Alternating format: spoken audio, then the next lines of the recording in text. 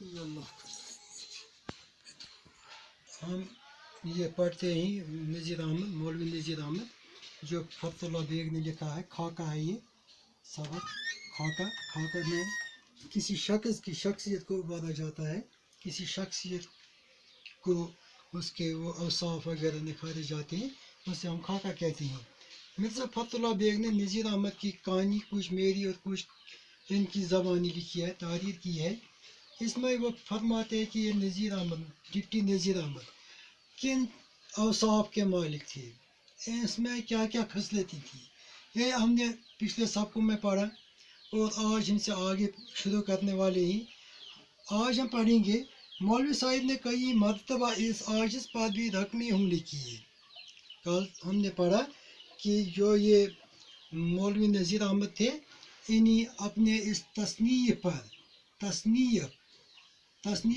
بہت ہی ناز تھا۔ تصانیف اس کا جمع ہے، اس کو اپنے تصنیف پر بڑا ناز تھا، فخر تھا اس کو اس پر جو کچھ اس نے لکھا، خاص کر قرآن مجید کا ترجمہ اس نے کیا ہے، اور اس کا ہر ایک لفظ، ہر ایک یہ جملہ جو قرآن شریف کا اس نے ترجمہ کیا، اس کو اس نے بڑی تفصیل کے ساتھ مدلل طریقے سے اس نے بیان کیا ہے۔ اور یہ نذیر احمد کہتا ہے یہ میری زندگی کا سب سے بڑا کارنامہ ہے کہ میں نے قرآن مجید کو ترجمہ کیا ہے۔ اب اس کے آگے کہتے ہیں مولوی صاحب نے کئی مرتبہ اس عاجز پر بھی رقمی حملے کیے ہیں۔ آپ یہ فرماتے ہیں کہ اس مولوی صاحب نے مجھ پر بھی، میری ان رقموں پر، میری تحریروں پر بھی کئی حملے کیے، کئی دفعہ، کئی مرتبہ اس نے ان پر بھی حملے کیے ہیں، لیکن یہ ذرا ٹیڑھا مقابلہ تھا۔ لیکن یہ مقابلہ جو وہ میرے ساتھ کرنا چاہتا تھا یہ بڑا مشکل تھا، ٹیڑھا تھا، مشکل مقابلہ تھا، یہ آسان کام نہیں تھا، تو اس نے ان پر بھی حملہ کیا۔ ایک چھوڑ کئی کتابیں مولوی صاحب نے اینٹیں، یعنی تمام کتابیں جو میں نے تحریر کی ہیں، اس نے ان کو پڑھا، ان کو مجھ سے لے لیا، ان کا معائنہ کیا، یا ان کو پڑھا اس نے۔ کبھی ایک پیسہ نہ دیا، کتابیں مجھ سے لیتا تھا اور وہ مجھے پیسہ نہیں دیتا تھا، اس کا قیمت نہیں دیتا تھا۔ مولوی صاحب میری کتابیں لیتا تھا اور وہ ان کا معاوضہ نہیں دیتا تھا، یہ نہیں کہ خدا نہ خواستہ وعدہ کرتا اور رقم نہ دیتا تھا، میں یہ نہیں کہتا ہوں کہ وہ مجھ سے یہ پیسہ واپس نہیں دیتا یا اس کا قیمت نہیں دیتا، ایسی بات نہیں ہے، لیکن وہ شوقین تھا کتابیں پڑھنے کا، اور جب بھی کتابیں میں نے تحریر کی ہیں اس نے ان کتابوں کو مجھ سے لے لیا۔ میں یہ نہیں کہتا ہوں کہ اس نے ان کا معاوضہ مجھے نہیں دیا، یہ بات نہیں ہے، لیکن وہ شوقین تھا پڑھنے کا اور اس نے مجھ سے وہ کتابیں لے لی۔ یہ کہ اس وقت تک کتاب لیتا ہی نہ تھا جب تک مولوی صاحب خود نہ فرما دیتے، وہ اس وقت تک مجھ سے کتاب نہیں لیتا جب تک وہ خود ہی یہ کہتا تھا کہ جب تک مولوی صاحب نہ فرماتے کہ اچھا بھائی تو یوں ہی لے جا مگر میرا پیچھا چھوڑ دے۔ میں اسے کہتا تھا کہ آپ اسی طرح پیسوں کے بغیر، قیمت کے بغیر یہ کتابیں مجھ سے لے لو اور کتابوں کی قیمت آپ مت دے دو، لیکن آپ میرا پیچھا چھوڑ دیں، یعنی مجھے تنگ مت کرو، آپ مجھے تنگ کرتے ہیں ان کتابوں کے لیے، لہذا مجھے تنگ مت کرو، آپ کتابیں لے لو۔ میری ترکیب یہ تھی کہ پہلے کتاب پر قبضہ کرتا، مولوی صاحب کتاب کی قیمت مانگتے، میں حجت کرتے، میرا طریقہ یہ تھا۔ طریقہ اس کا جمع ہے تراکیب، طریقہ یہ تھا، اس کا جمع ہے تراکیب، میرا طریقہ یہ تھا، پہلے میں کتاب کو لیتا تھا، کتاب پر قبضہ کرتا تھا، کتاب اسے حاصل کرتا تھا، اس کے بعد جب میں اس کو مجھے یہ سمجھ میں آتا تھا کہ میں نے کتاب اپنے ہاتھ میں لے لی تھی، مولوی صاحب کتاب کی قیمت مانگتے، پھر وہ کہتے ہیں کہ اس کتاب کی قیمت کیا ہے، وہ مجھ سے مانگتا ہے کہ آپ اتنے پیسے دے دو، میں حجت کرتے، میں تھوڑا بحث کرتا ہوں اس کے ساتھ، اس کے اس کتاب کے بارے میں بحث کرتا، میں اس سے پوچھتا، میں اس سے بحث کرتا، حجت کرتا، بحث کرتا، وہ جواب دیتے، میں اس کا جواب دیتا ریویو کے لیے جو کتابیں آتی تھی. ریویو یعنی جو کتابیں میرے پاس آتی ہیں، ان میں جو کسی جگہ کوئی خامی ہوتی یا کچھ ہوتی وہ ٹھیک کرنے کے لیے جو کتابیں مجھے آتی تھی، وہ تو ہمارے باپ دادا کا مال تھی، وہ میرے باپ دادا یعنی میراث تھی. جو باپ دادا کا مال ہوتا ہے وہ میراث بن جاتا ہے، یعنی یہ کتابیں میری میراث ہیں، یہ میرے باپ دادا کی کتابیں یا ان کا میراث ہے، انہوں نے یہ چھوڑی ہیں، لہٰذا میں ان کتابوں کو کسی کو دکھانا نہیں چاہتا ہوں یا کسی کو دینا نہیں چاہتا ہوں. کتابیں تو کتابیں ہیں. میں نے مولوی صاحب کی LLD کی گون پر بھی قبضہ کرنا کا فکر کیا تھا. آپ یہ کہتے ہیں کہ مجھے کتابوں سے ہی یہ فکر نہیں تھی، میں اس مولوی صاحب کے تمام اس جائیداد پر بھی قبضہ کرنا چاہتا تھا. یعنی جائیداد کیا تھی؟ یہی کتابیں اس پر زیادہ تھی، یعنی اس کے باپ دادا کی میراث سے کتابیں تھیں، میں ان پر قبضہ کرنا چاہتا تھا.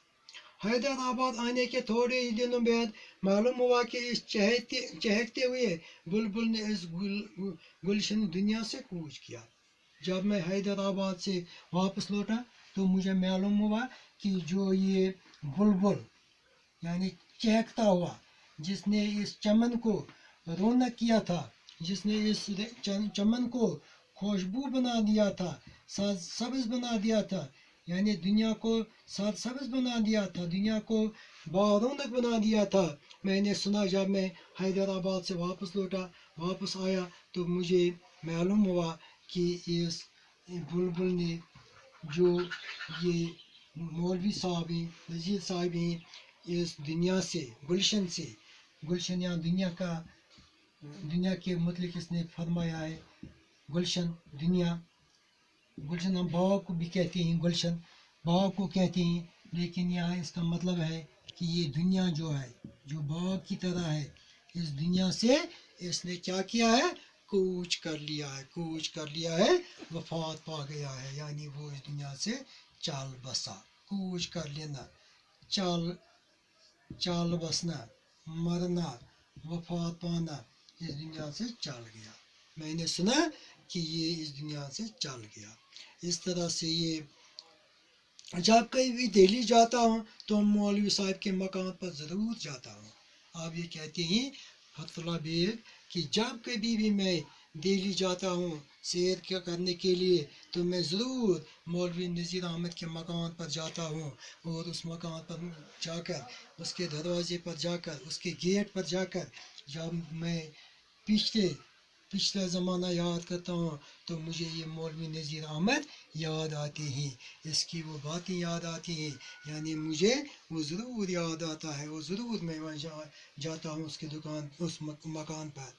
اندر قدم نہیں رکھتا مگر باہر بڑی دیر تک دیوار سے لگ کر دروازے کو دیکھتا ہوں، چونکہ مکان میں نہیں جاتا ہوں، لیکن باہر ہی دروازے پر، گیٹ پر میں اس شخصیت کو یاد کرتا ہوں، اس نذیر احمد کو یاد کرتا ہوں، اور میں دیوار کے ساتھ بیٹھ کر سوچتا رہتا ہوں.